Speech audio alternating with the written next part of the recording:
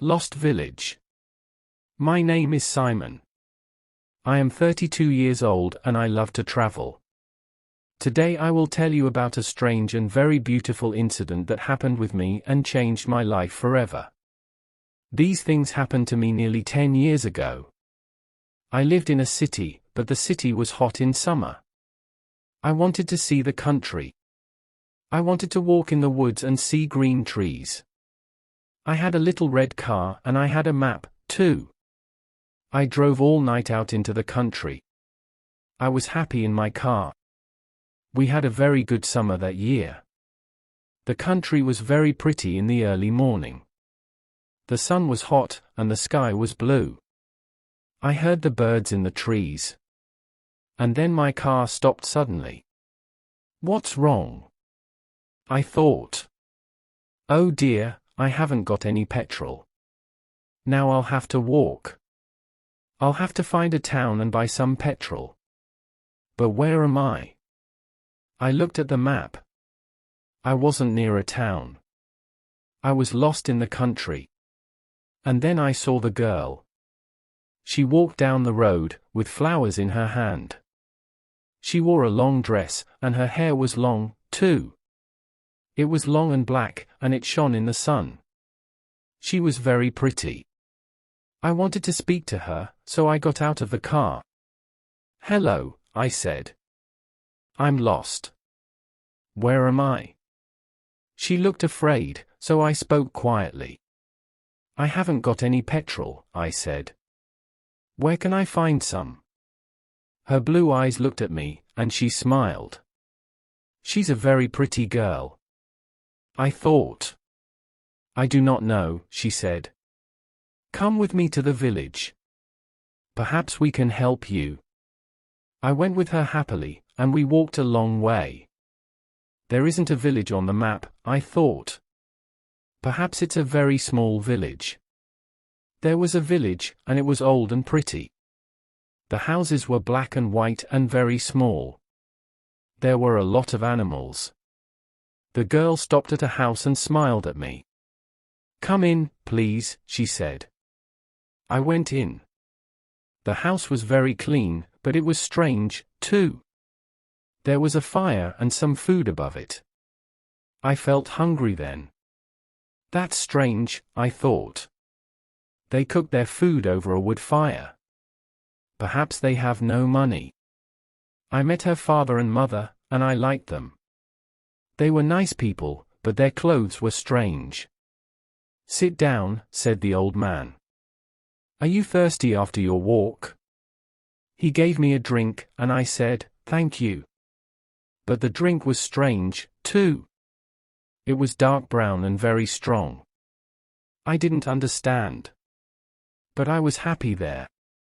I asked about petrol, but the old man didn't understand. Petrol, he asked. What is that?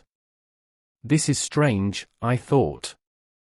Then I asked, do you walk everywhere? The old man smiled. Oh, no, we use horses, he said. Horses? I thought. Horses are very slow. Why don't they have cars? But I didn't say that to the old man. I felt happy there.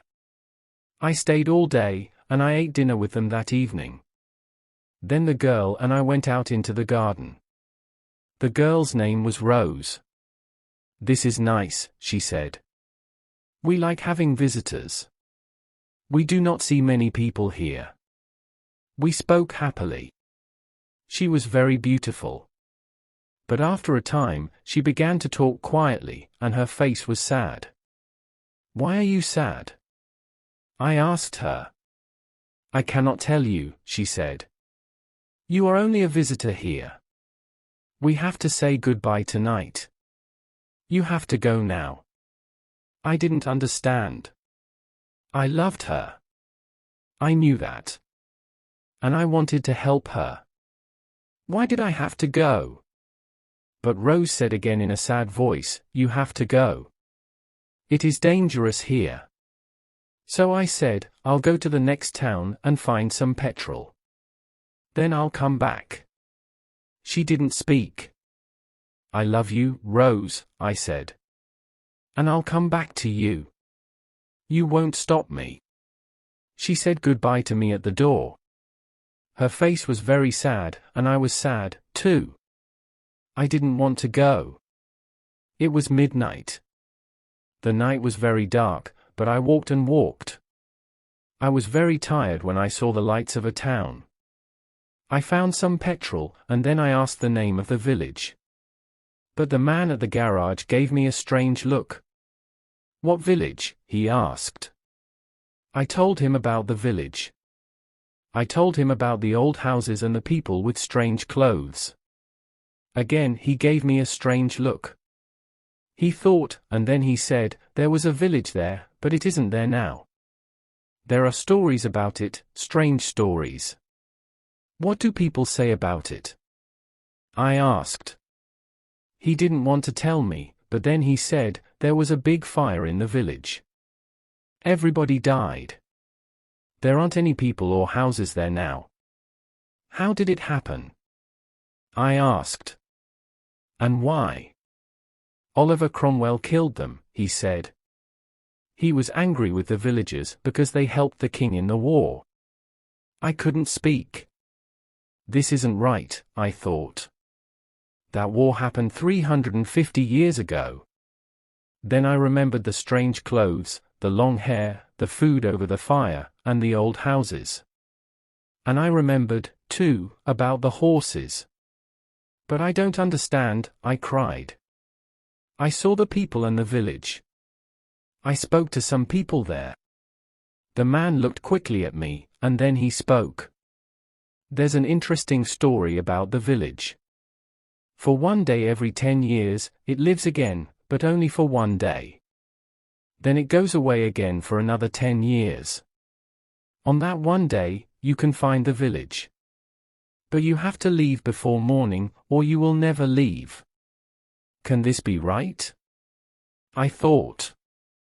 Perhaps it was. Rose said, "You have to go."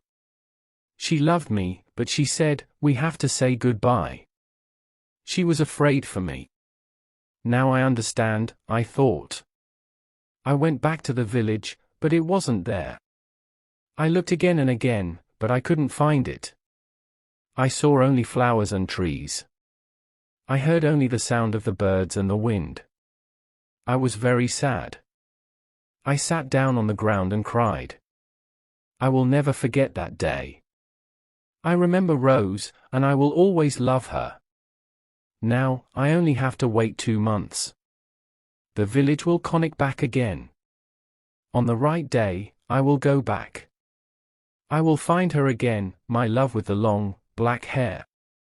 And this time, I will not leave before morning. I will stay with her.